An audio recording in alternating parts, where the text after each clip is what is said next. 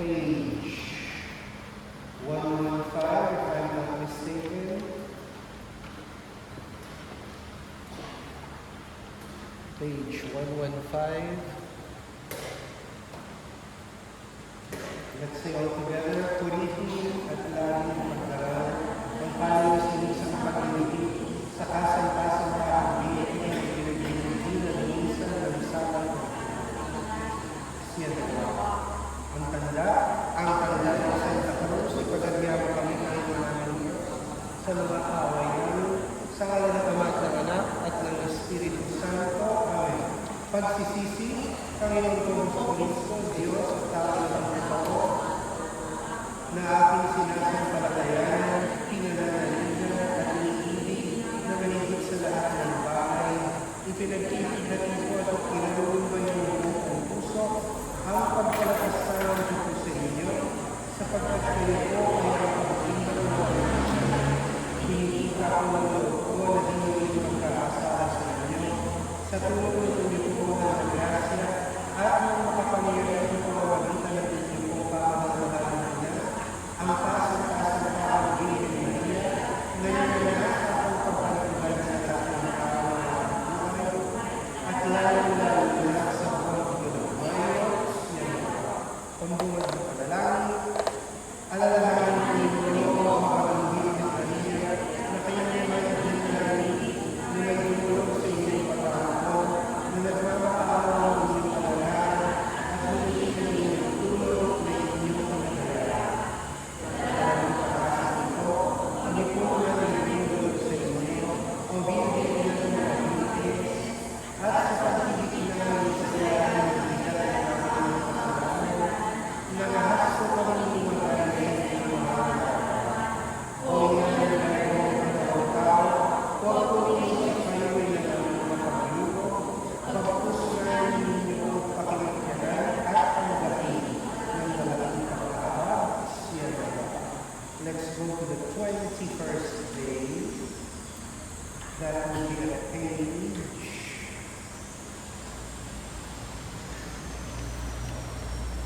21st day, 75, page 75.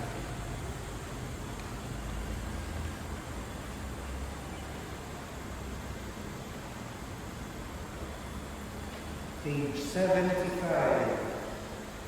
Pagninilay tungkol sa sakramento ng penitensya, meaning meditation about the sacrament of penance or confession. Kung ikaw ay nagkakasakit, pagkadapat tumawag ka kaagad ng mediko, nagkasala sa Diyos at hindi agad nagkumpisal, ano ang dahilan itong kagila-gilalas ng pagkakaiba, sapagkat pinakamamahal mo pa ang kagalingan at buhay ng katawan na mahigit sa kagalingan at buhay ng Panginoon. At kung ikaw ay mamatay sa kasalanan ng walang kompasyon sa araw, mapapahamak mo pa sa walang kapusan. Habang pinag-iiban na ilan mo pagkukumpisal, ang kasalanan ay lalong napapabawang-bawang at napapag-iino sa kapwa hanggang sa maghihasat paglalaan. Kaya yan pa, kung gawin ng pasto o isang malaking pakistahan, iniisip mo magkukumpisal. Sa bagay, kung ikaw ay magpapagaling sa langit, kailangan ito ay gawin ng pasto o kaya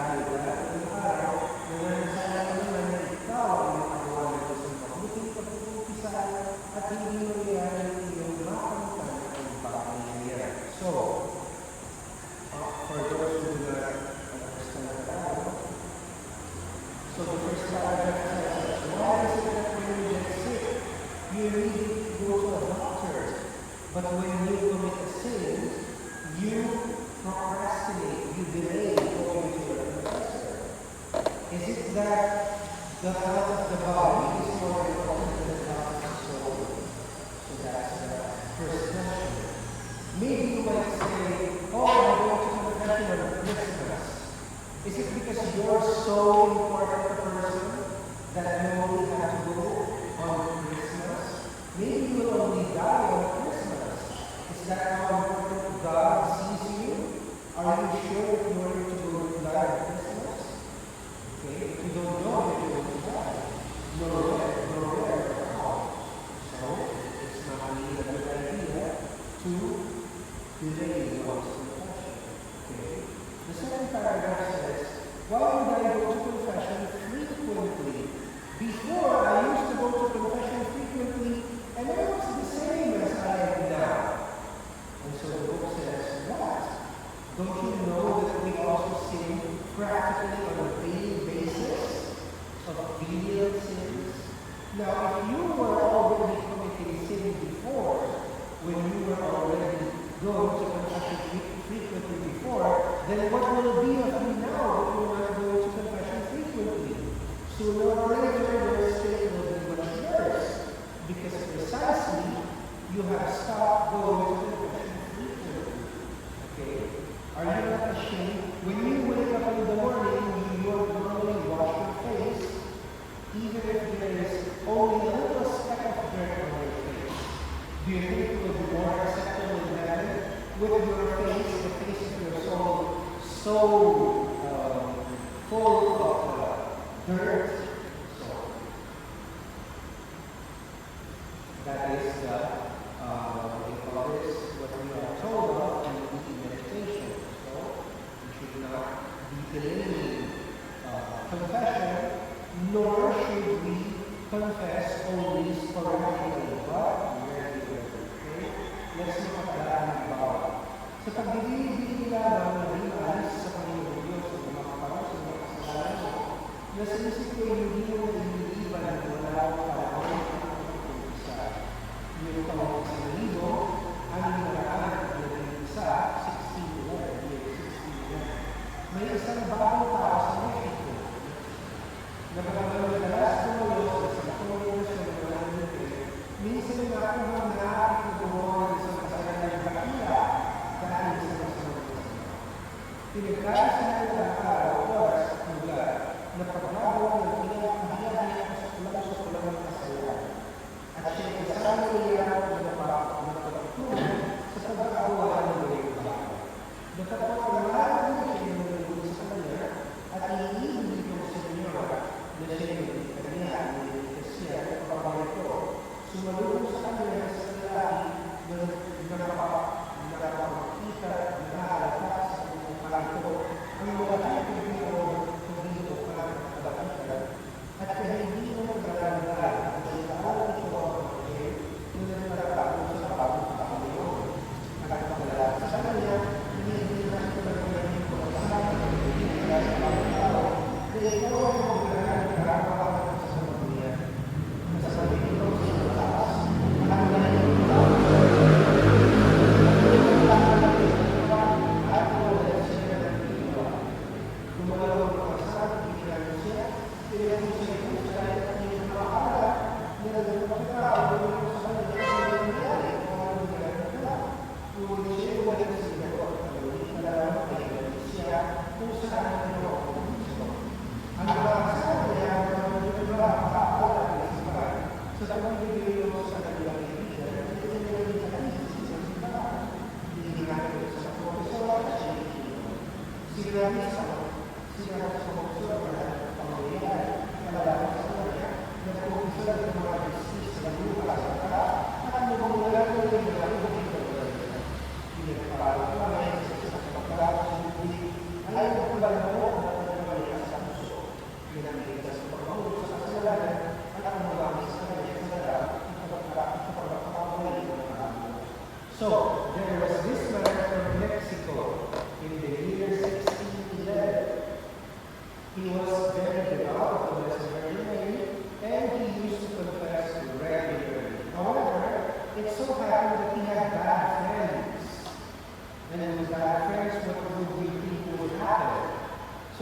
bad friends and this man, they agreed to commit a very, very heinous crime. A very, very big, abominable crime that we will not speak of here. Okay, a crime that deserves as punishment death. Okay, so it's a very heinous crime. So when we were on the way to commit that crime, the Blessed Virgin Mary, who has considered his devotion to her, and who has devoted his frequent confessions in the past, sent his own guardian angel in the appearance of a man so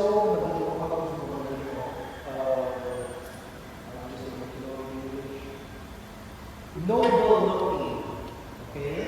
Maria was noble. This man looked so noble, so upright, that he was amazed at the sight of such a man. And it was revealed to him that there was his own guardian angel. And his guardian angel said, "What are you going to do now? Where are you going? You want to be part of this group devoted to the Blessed Virgin Mary. What are you going to do?" And so that man, noble man, hit him on the chest. Okay, and when he was hit at the chest, he lost consciousness.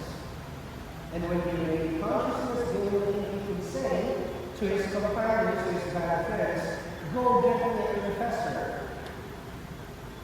Why is that? Because when you have the habit of confessing regularly, when you fall into sin, that's what the first thing you're going to do. Okay, so that's a piece of habit. So you too should have the habit of going to confession regularly. So his bad friends, instead of getting him a confessor, they brought him to a church.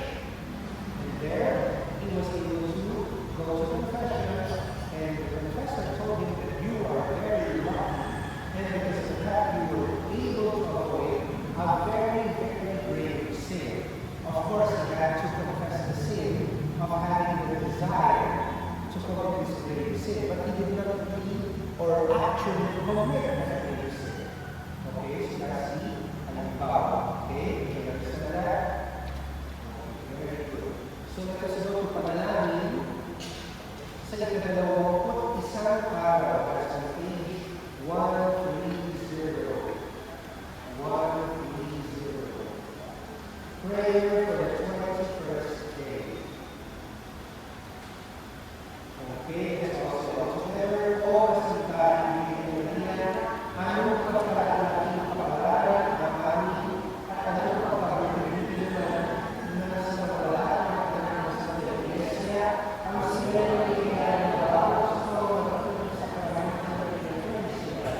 Nasa alipin mo ng Diyos na sa talagang pag-uusahan sa Pilipinas ay magiging kagaya ng pagkakalaking ng langit at sa kahaan ng kasalanan ay magiging taguang mag-ingat ng mga kailangan.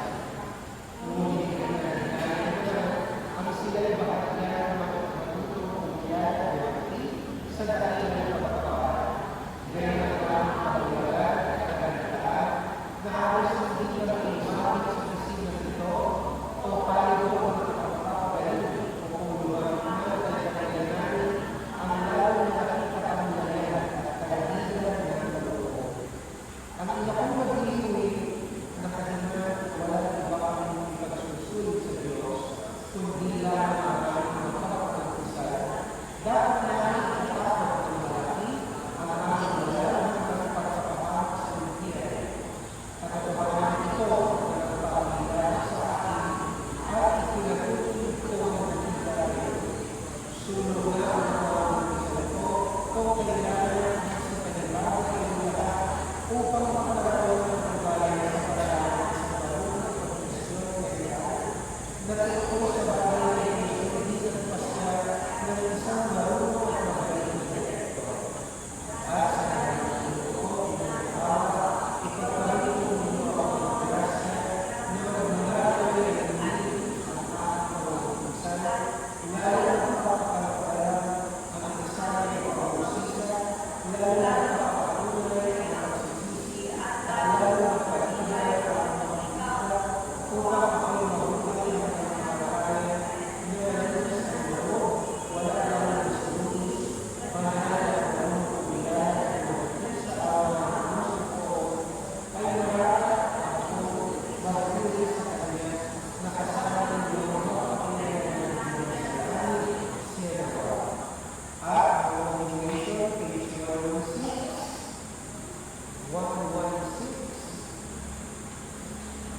at ng kalagpo ay nalulong kami, ay pinaraan ko ang pinaman sa kamar, pinusunod ng nagalat at katawan ng buhay. Letra E, nagpakalan ng Maria, letra E, masiglaan ito, sa lahat sa kanilang buhay, alalaan ko niyo ang pagkakaroon ng kasalanan.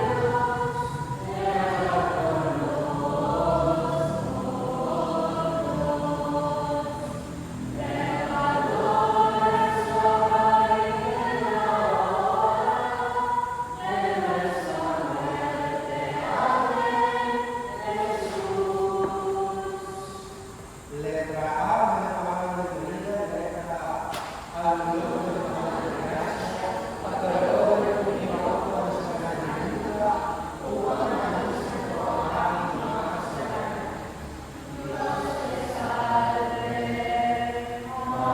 Contigo,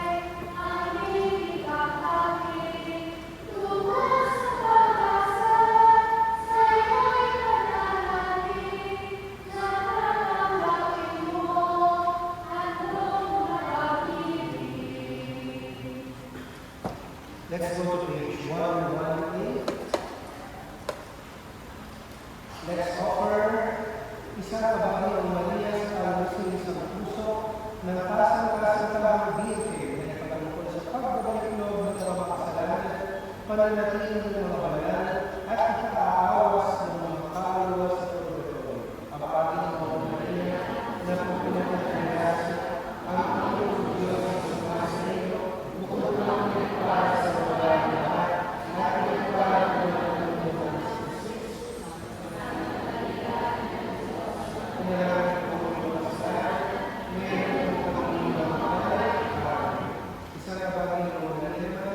sa kapulihan ng kanilang sinagpapalangin upang ipagkaroon ng mga kabagalan ng lalisod at kabagalan ng Lord at pag-ibig sa Diyos. Abahin ng Maria,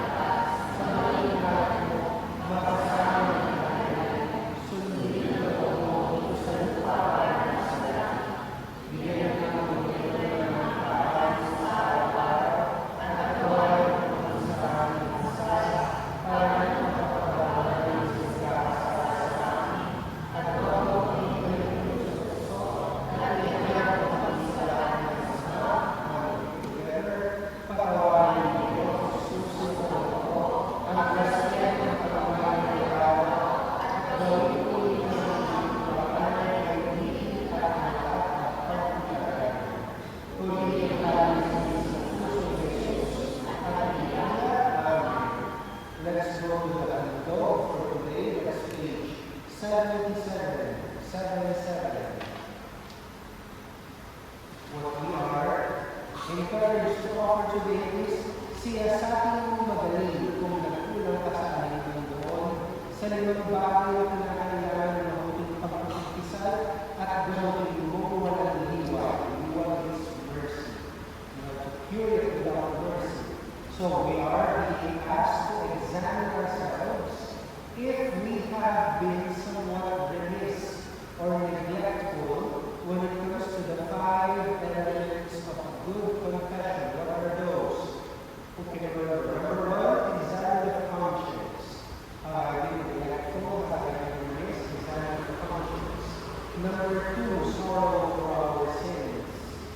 Sorrow for our sins. Have I really been sorry for my sins in my past confessions? If not, I have to cure that, I have to learn that. Number 3, proposito de Maria, how do you say that in English? Purpose of amendment. Okay, that's it.